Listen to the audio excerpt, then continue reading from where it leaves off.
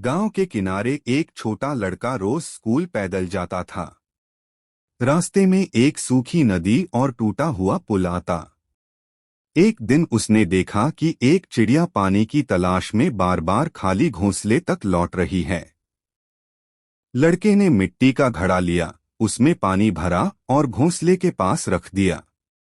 चिड़िया ने प्यास बुझाई और मीठी चहचहाहट की।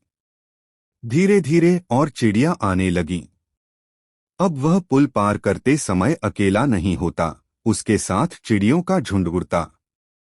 छोटे काम ने बड़ा बदलाव ला दिया, उसके सफर में दोस्ती और खुशी दोनों जुड़ गए।